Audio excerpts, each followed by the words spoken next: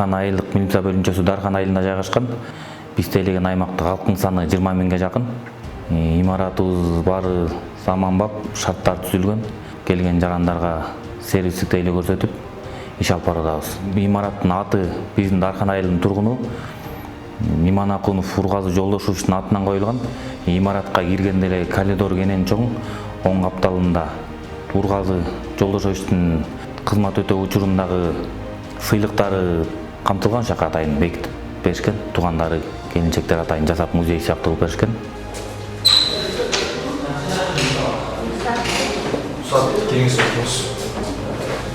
Имараттын ичинде милициянын ыйгарымдуу өкүлдөрүнүн кабинеттери жана жаш өтүмдөн иштеген инспектордун кабинети, ошондой эле ыкчам кызматкердин кабинети жана тергөө кызматы кабинети баардык камтылган. Биздин имаратыбыздын экинчи кабаты конференц зал. Аякта деген жыйындар өтөт. Жергиликтүү бийликтин кеңеши, сессиясы өтөт. Жеке эле ал эмес, ар кандай райондун деңгээлиндеги каралуучу маселелердин баары биздин имаратыбызда өтүүдө. Капталыкы бети 3 комнат үй. Ичинде баардык кемеректердин баары камтылган. Ошол жерде мен үй бүлө менен турам, 3 балам менен, келинчегим менен.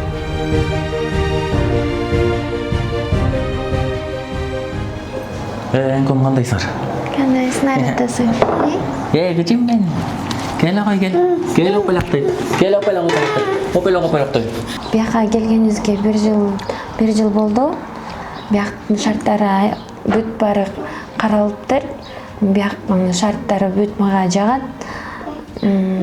Көмүнө жумушу жакын болуп, кирип чыгып мага өтө ыңгайлуу, жүрөгүм тынч. Бул жакта бүт бытовой техниканын баары бар. Жада калса мебелдин баары мынчалык деңгээлде шарттары болот деп ойлогон эмесмин. Бул имараттын салынышы бизге абдан чоң пайда алып келип атат десем жаңылышпайм. Себепте биздин аймакта ушундай чоң имаратыбыз, конференц залыбыз жоктугуна байланыштуу. Ошондой эле бизде аксакалдар соту дегендер бар, коомдук элдер менен иштеген аялдар уюму, жаштар уюму дегендер бар. Бул жерде алар менен биргеликте жакшынакай түшүндүрүү иштерин алып барабыз.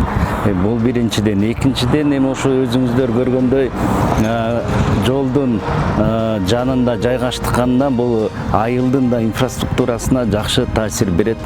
Бул жерге көп туристтер да кайрылат, ар кайсында маселе менен кайрылат.